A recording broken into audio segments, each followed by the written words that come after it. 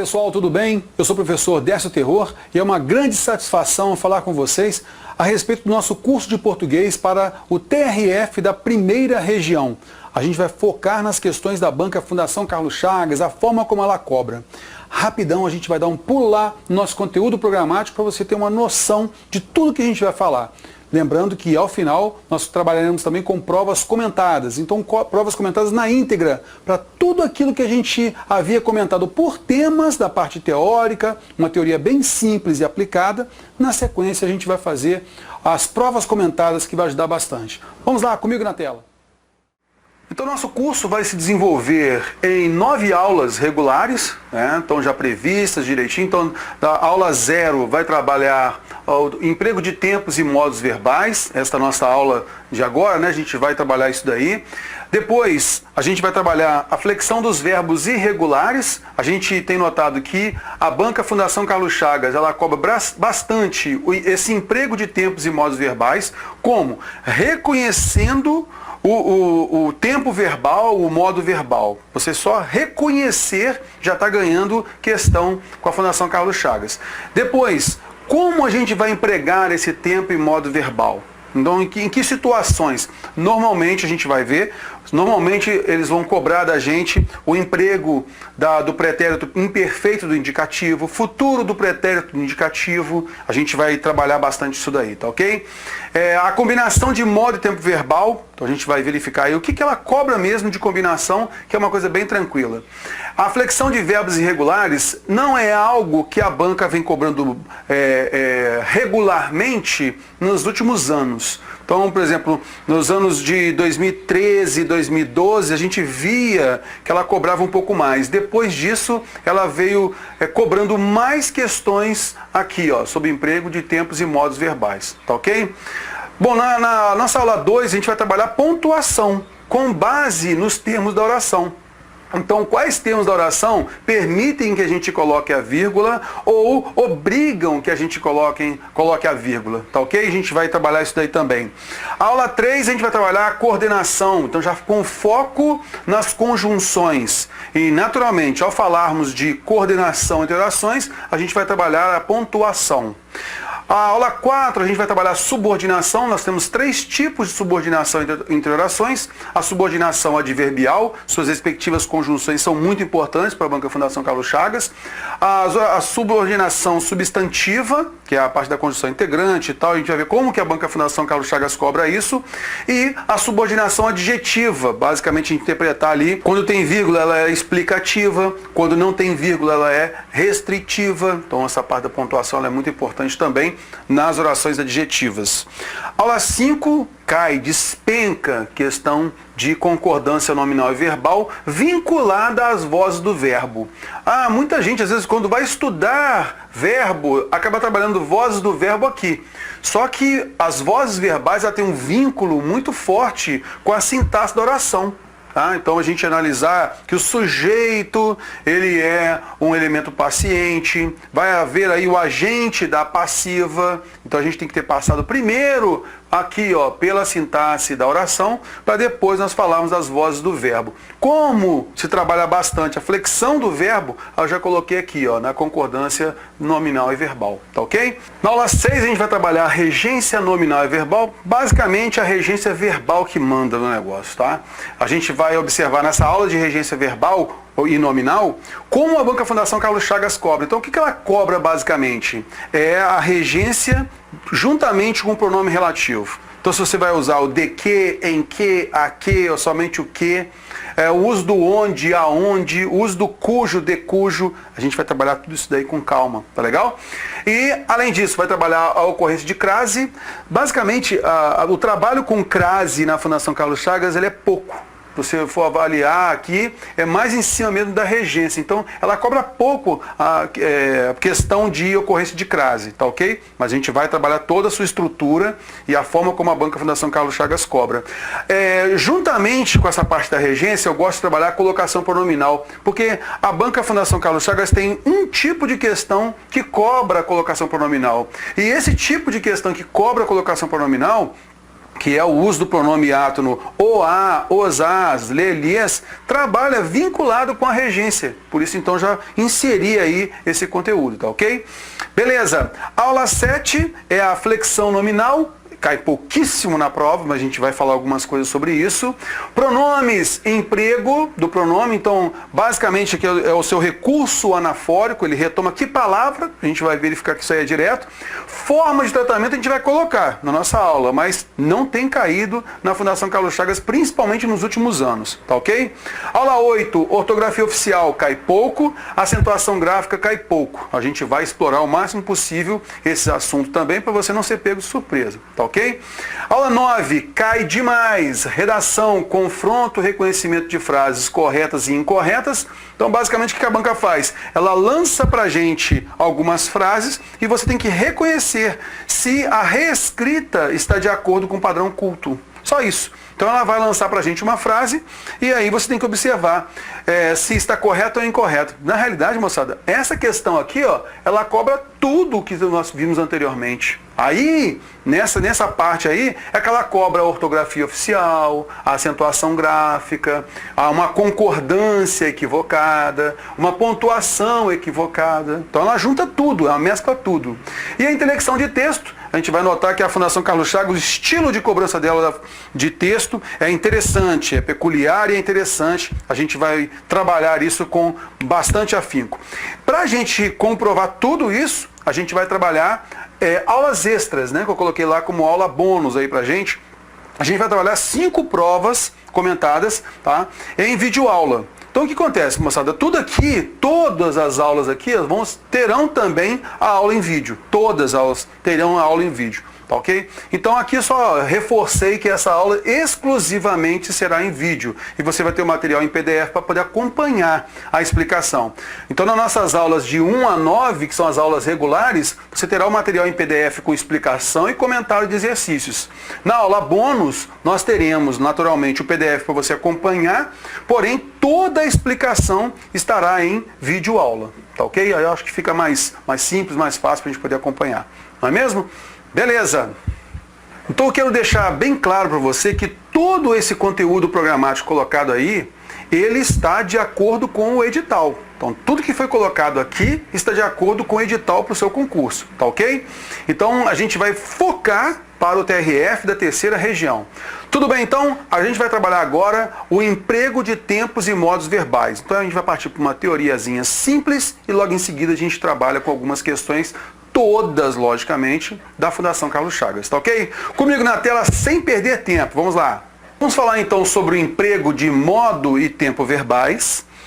A gente vai primeiro trabalhar, para poder falar sobre isso, a gente vai comentar um pouquinho sobre algumas peculiaridades do verbo, sobre alguns conceitos iniciais que podem vir a trazer uma diferença na interpretação de uma questão, por exemplo. Então a gente precisa de alguns fundamentos, né?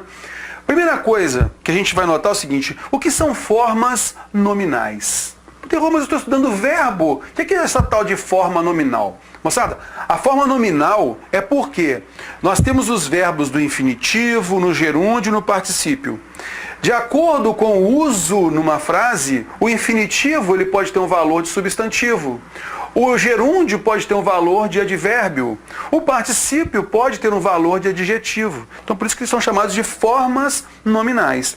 E o infinitivo, ele termina em R. Cantar, saber, partir. O cantar é muito bonito. O cantar dele é muito bonito. Então, se eu coloco aqui um artigo aqui antes de cantar, do infinitivo, opa, virou substantivo. Está vendo? E você vai notar lá na frente, no nosso período composto, que as orações subordinadas substantivas poderão ser reduzidas de infinitivo. É o que mais acontece. Elas podem ser reduzidas de infinitivo. Então, totalmente vinculado, né, a essa forma nominal aí. Ok, o gerúndio é aquele que termina em NDO.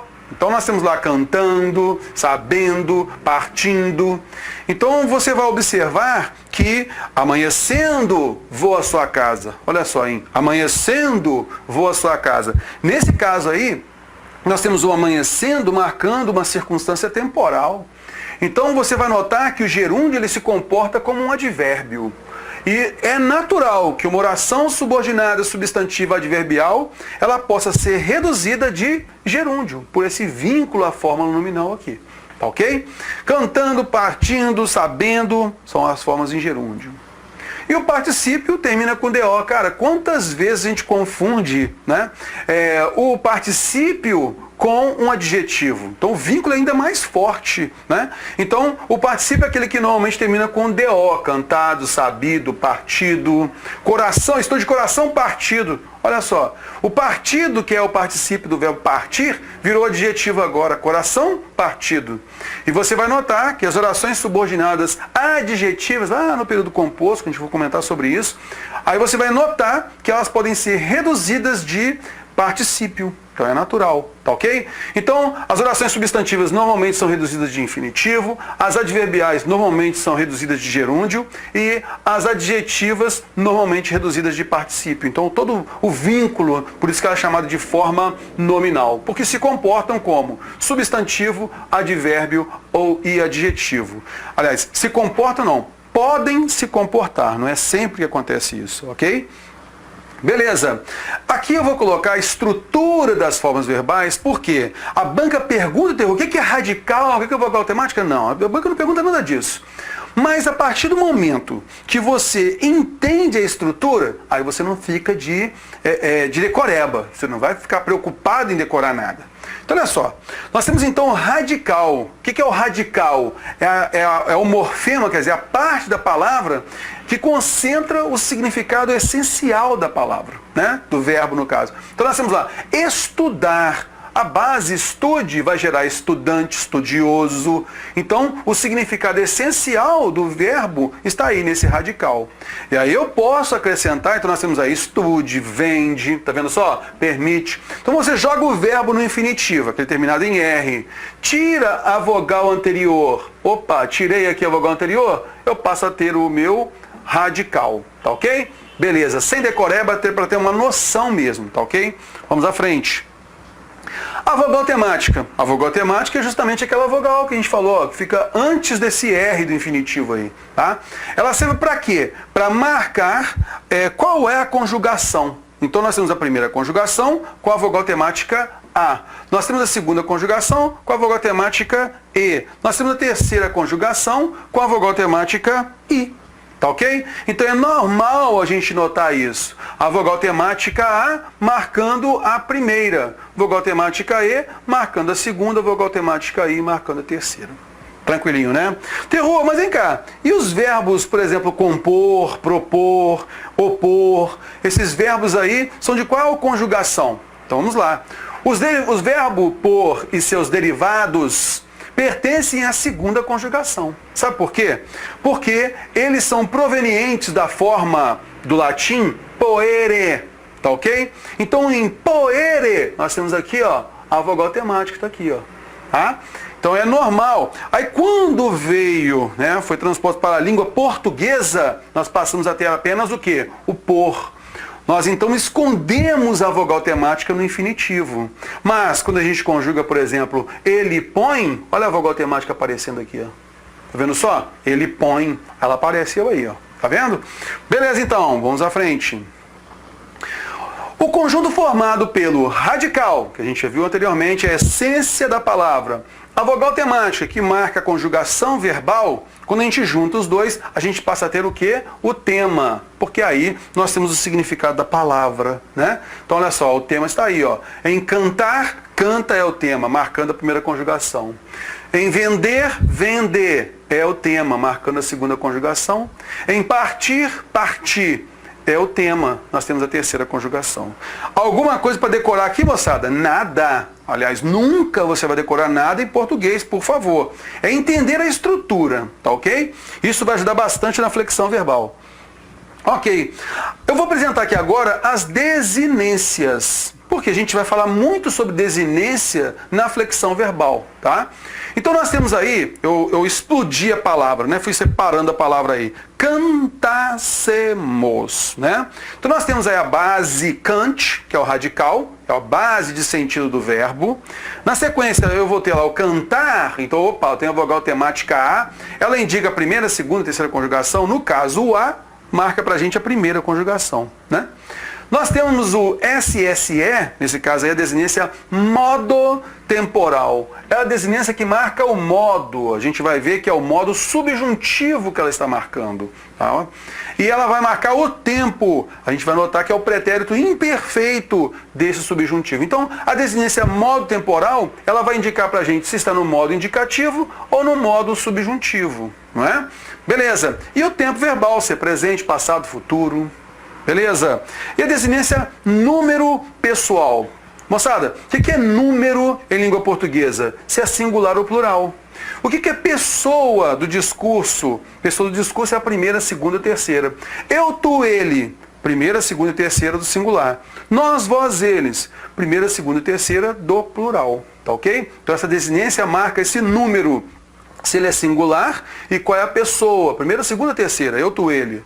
Ah, ele vai marcar um número plural, vai verificar também o seguinte, qual é a pessoa? Primeira, segunda, terceira. Então nós temos lá, nós, vós ou eles. A gente vai ficar nessa dúvida aí, correto? Beleza, então vamos à frente. Agora a gente vai falar um pouquinho sobre o modo verbal. O que vem a ser o modo verbal? Então o modo verbal, nós temos então três. Nós temos o indicativo, o subjuntivo e o imperativo. O indicativo, ele transmite certeza. Eu estudo todos os dias. Eu marquei uma certeza, correto? Ah, beleza. Olha o próximo. Nós temos aí o modo subjuntivo. Ele vai transmitir uma dúvida, incerteza, possibilidade. Vai fazer uma diferença danada na interpretação de texto também. Cuidado com isso. Normalmente a gente coloca o quê? Um advérbio de dúvida, uma conjunção, que vai transmitir essa dúvida, né? Talvez eu estude ainda hoje. Não tenho certeza se eu vou estudar. Talvez, não tenho certeza. Talvez eu estude ainda hoje. Então, nós temos a transmissão de dúvida. Incerteza é modo subjuntivo. Tá ok? Beleza. E depois nós temos o imperativo, que normalmente transmite ordem. Mas essa ordem pode ser suavizada para um pedido, uma solicitação, um conselho. Estude, pois esta matéria é importante para a prova. Então nós temos aqui o imperativo estude, e na sequência, a gente vai ver no período composto, nós temos uma explicação, uma oração coordenada explicativa para fazer o quê? Para suavizar essa ordem. Então ela passa a ser um conselho, deixa de ser ordem para ser um conselho, ok?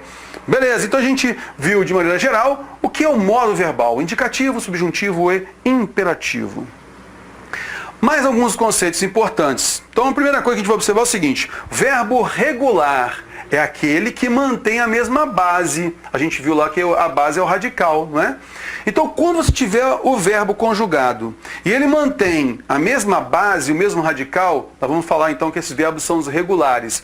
Motivo da nossa aula hoje, tá? Dessa nossa aula aqui. Então, ó, eu canto, talvez eu cante, se eu cantasse. Então eu coloquei verbo no presente do indicativo, no presente do subjuntivo e no pretérito imperfeito do subjuntivo. Por quê? Quando os verbos são irregulares, vai haver modificação justamente nesses tempos verbais aí, tá ok? Então, por isso que eu coloquei assim. Agora veja o verbo saber.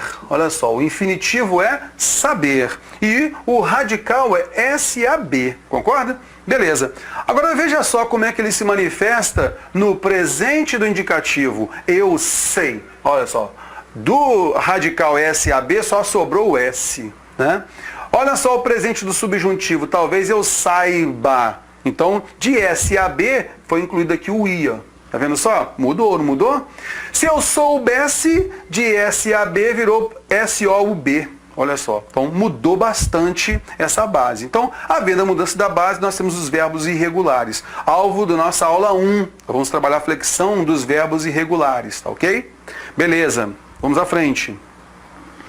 Os verbos ser e ir, por apresentarem profundas alterações, quer dizer, eles têm uma irregularidade que faz modificar a palavra. Aí, nesse caso, são chamados de anômalos.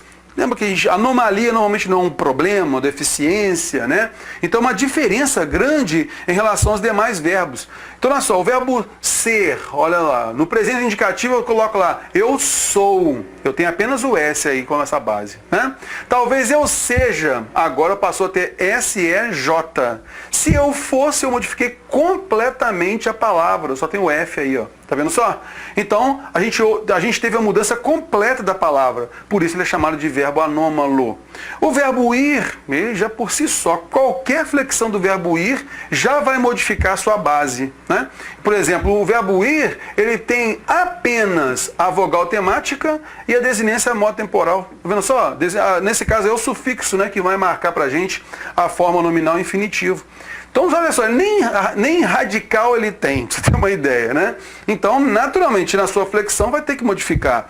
Vou, modificou completamente a palavra. Vá, modificou completamente a palavra. Fosse, inclusive aqui, ó, a forma é a mesma do verbo ser e do verbo ir nesse pretérito imperfeito subjuntivo. A gente vai ver isso na frente, ok? Beleza, isso é anomalia, isso é o verbo anômalo.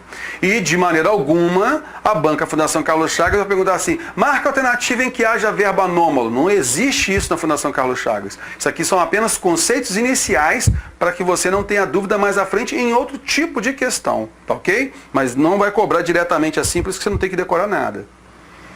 Defectivo são verbos que não são conjugados em determinada pessoa ou tempo verbal. Então, defeito, né? Vem defectivo, da ideia de defeito. Então, são verbos que não são conjugados em determinada pessoa, né? A gente usa, muita gente usa, né, o verbo adequar. Ah, eu me adequo bem a tal coisa. Não existe essa palavra adequo. Não existe, tá? Talvez eu me adeque a isso, não dá também. O verbo adequar, ele não é conjugado nas três primeiras pessoas, nas três pessoas do singular do presente indicativo. Eu adequo, tu adequas, ele adequa. Ela não é conjugada. Então, o que você tem que fazer? Vai substituir por uma palavra sinônima. Adaptar. Eu adapto, tu adaptas, ele adapta. Tá? Então a gente vai verificar isso na nossa próxima aula. Tá? O verbo latir, eu lato. Pô, quem fala é uma pessoa. Aí eu coloco a primeira pessoa do singular, eu lato. Por questões semânticas, a gente não vai colocar a flexão do verbo latir, correto? Ah, ele late, quer dizer, o cachorro late. Ah, então na terceira pessoa do presente pode. O verbo falir é a mesma coisa. Olha lá, verbo falir. Quem fala é uma empresa, não é uma pessoa que fale. Tá ok? Então, nesse caso aí, eu falo, não existe. Mesmo porque ele poderia também soar ambiguidade com o verbo falar, né? Por conta dessas coisas a gente vai ver mais à frente, a nossa próxima aula, aula 1, a gente vai falar sobre esses verbos defectivos aí. Sem decoreba também para a gente entender, mas marcar esse verbo adecora aí que ele costuma cair na prova. O verbo abundante, pelo contrário do verbo defectivo, que falta elemento para conjugar, o abundante, quer dizer, ele abunda, né? Então ele tem elementos a mais. O verbo imprimir é o infinitivo. Aí eu tenho o particípio, a gente vai ver isso mais à frente, eu tenho o particípio que pode ser regular, aquele que recebe DO, e aquele que é irregular, que tem uma forma variada. Então eu tenho imprimido bom ritmo de estudo, a folha foi impressa pela máquina, olha só então que eu posso ter a forma imprimido ou impresso. Soltado, solto, eu tenho o verbo soltar, que é o infinitivo. Eu tenho soltado pipa com o meu filho, soltado pipa, tranquilo. Ah, o ladrão foi solto pela polícia, olha só, foi solto pela polícia. Então eu tenho a forma aqui regular, soltado, e eu tenho a forma irregular. A mesma coisa acontece com aceitado, aceito, que é do verbo aceitar. Tá ok? A gente vai ver isso mais à frente. Vamos lá. Modo indicativo, moçada. Então a gente parte agora para o trabalho com os tempos verbais. Vamos lá então observar o presente do indicativo. Vamos lá. Primeira coisa que a gente vai observar, como é que a gente forma o presente indicativo e depois, então, isso só para a gente ter uma noção, né? Para identificar esse tempo verbal. E depois, o que a gente faz? Depois a gente vai verificar quando a gente usa esse tempo verbal, tá ok? Vamos lá então, presente do indicativo. Então eu coloquei para você aí o radical. Então, do verbo estudar, do verbo vender, do verbo permitir, não é? Aí eu vou inserir agora a vogal temática. Você vai notar aqui que a primeira pessoa não tem, ó. Tá vendo? Ó, não tem vogal temática aqui. Tem que ficar decorando isso, terror? Não. Mas é interessante você se lembrar dessa estrutura, tá ok? Que vai te ajudar bastante na formação de vários verbos. Você não precisa conhecer o verbo para saber sua flexão, né? Então, olha só. Vou agora inserir a desinência número pessoal. Eu estudo, tu estudas, ele estuda, nós estudamos, nós estudais, eles estudam. Isso aqui, ó, o S, o MOS, IS e M marcam qual pessoa do discurso, né, ó, qual é a pessoa do discurso, ó, se é singular, se é plural, se é primeira, segunda ou terceira. Está vendo só? A mesma coisa acontecendo aqui na segunda e na terceira conjugações, ó. Aqui marcando para você aqui, ó. Tem que ficar decorando isso, terror? Não, mas a regularidade da flexão vai te ajudar bastante, pode ter certeza. Tá ok? Então vamos lá, presente indicativo. Eu estudo, tu estudas, ele estuda, nós estudamos, nós estudais, eles estudam. Segunda conjugação, eu vendo, tu vendes, ele vende, nós vendemos, nós vendeis, eles vendem.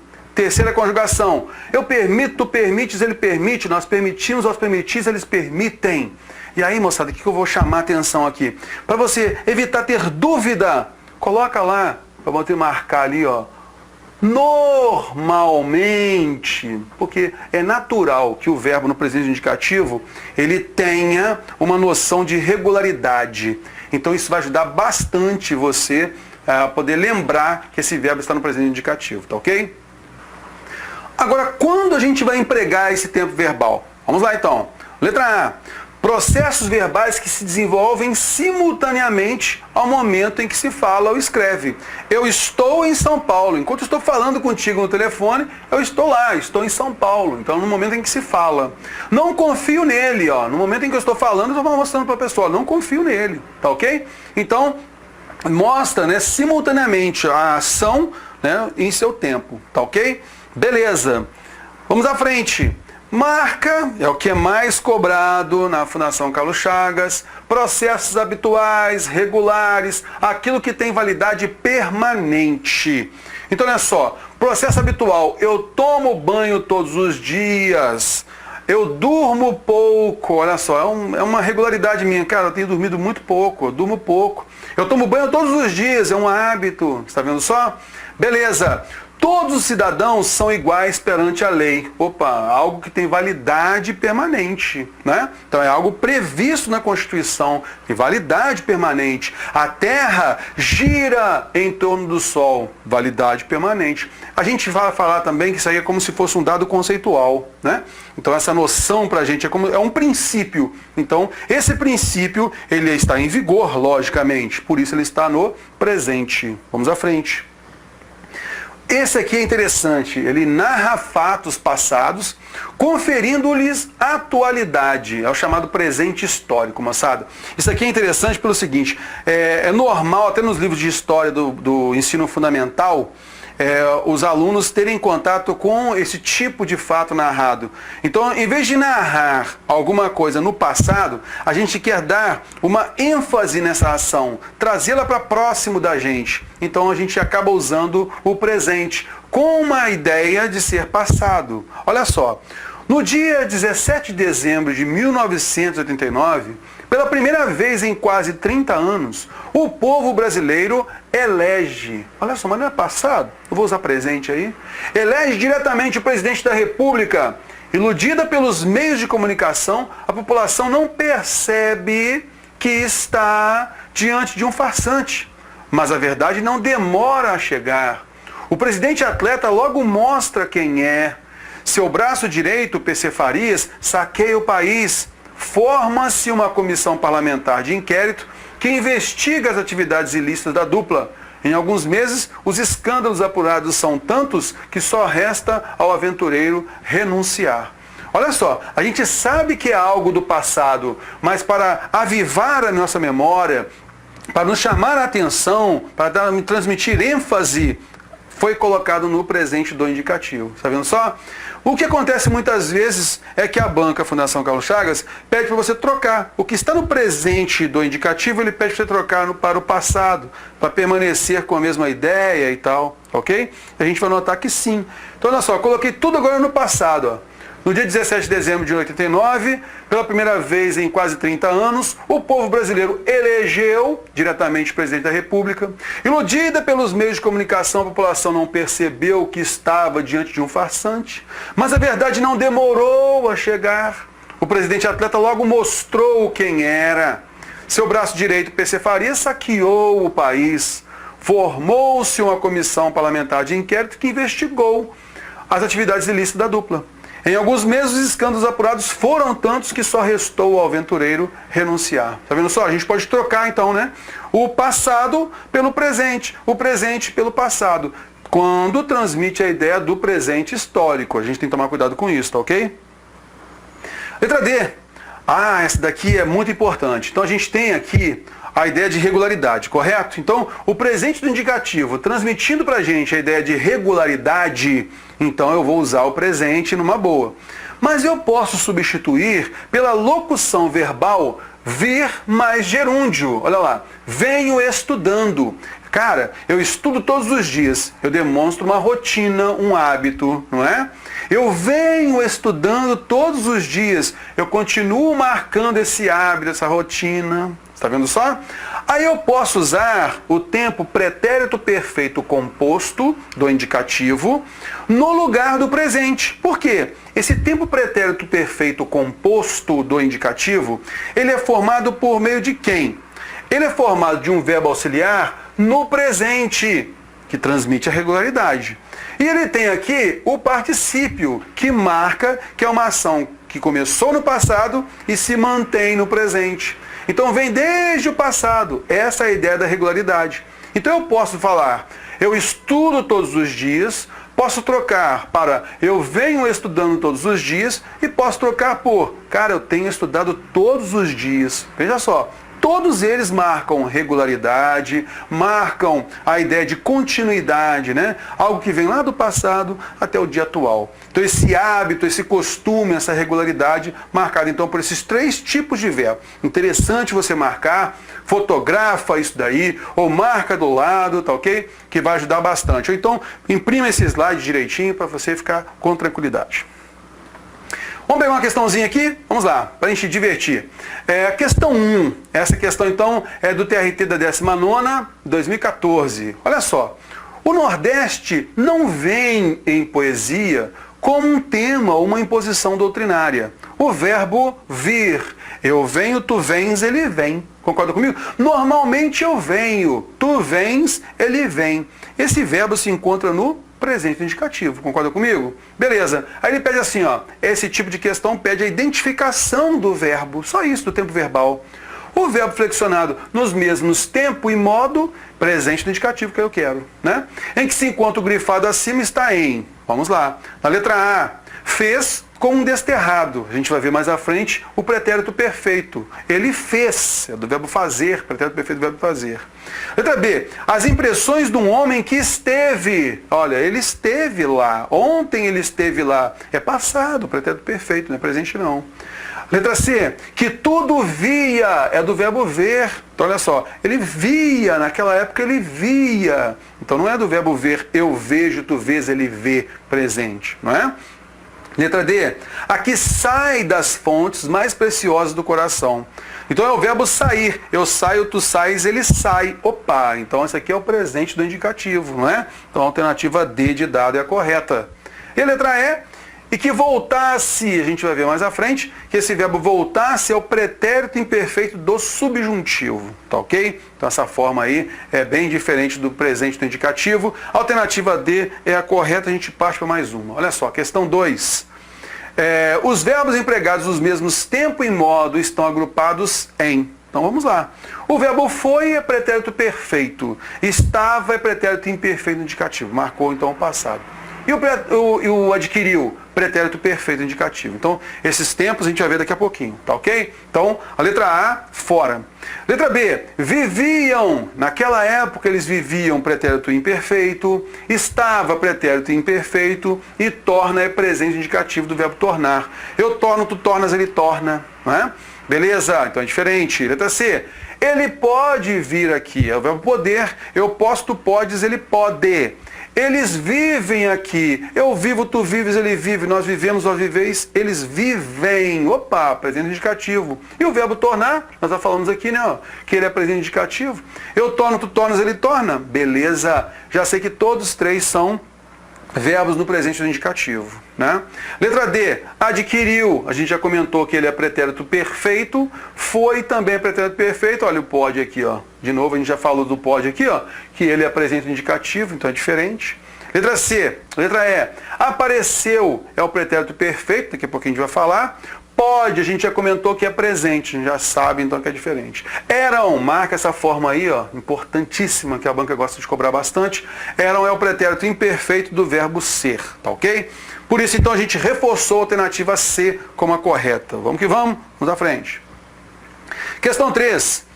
A tecnologia é a primeira, então o verbo ser no presente do indicativo.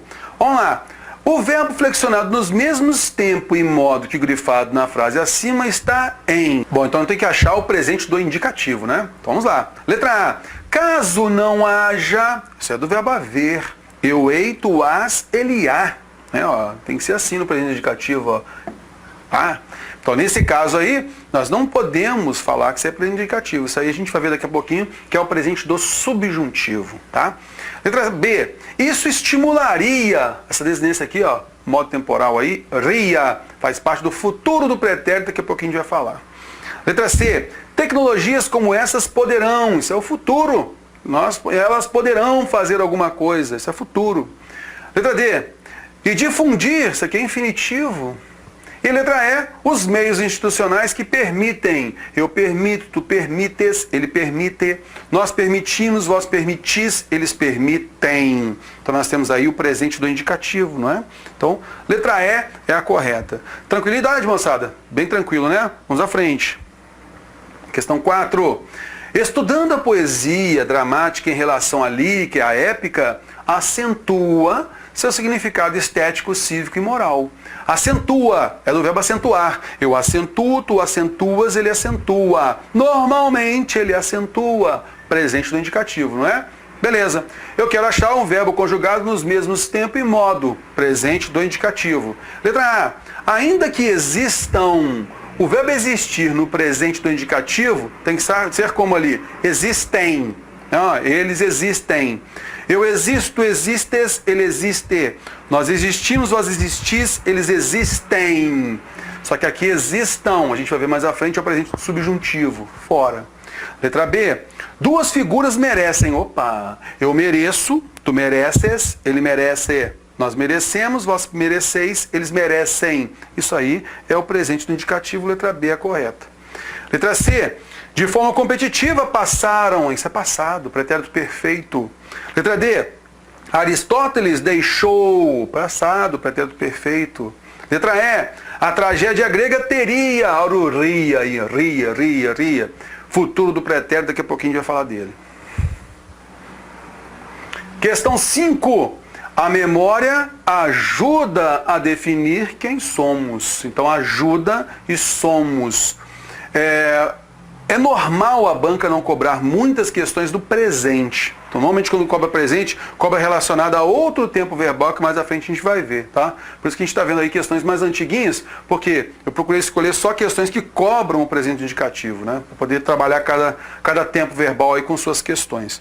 O verbo flexionado nos mesmos tempo e modo em que se encontram os grifados acima, está também grifado na frase. Então vamos lá, vamos achar o presente do indicativo, porque ajuda, eu ajudo, tu ajudas, ele ajuda, presente indicativo. Somos, eu sou, tu és, ele é, nós somos. Opa, então é presente indicativo, né? Letra A, para que possa, é o verbo poder aqui, ó. Como é que é o verbo poder no presente do indicativo? Eu posso, tu podes, ele pode. Mas no presente subjuntivo, talvez ele possa, para que possa. Então é presente subjuntivo esse daí, mais à frente vai ver. Letra B. Cientistas brasileiros e americanos demonstraram pretérito perfeito do indicativo. Letra C, tornou, isso é pretérito perfeito do indicativo. Regeneravam, pretérito imperfeito do indicativo, é o próximo que a gente vai ver. E indicar, o verbo indicar, eu indico, tu indicas, ele indica. Presente do indicativo, é o verbo indica aí, gabarito, letra E. Tranquilidade, né? Bom, meus amigos, então com isso a gente viu, né, a peculiaridade, né, aqueles conceitos iniciais dos verbos, e na sequência a gente trabalhou já o tempo verbal presente do indicativo, não é? A gente realizou também algumas questõezinhas aí. Bom, mas a nossa aula não terminou não. A gente já vai voltar para o próximo bloco, já trabalhando demais tempos verbais, demais modos, para a gente poder trabalhar com mais questões, tá ok? Um grande abraço, daqui a pouquinho a gente está de volta.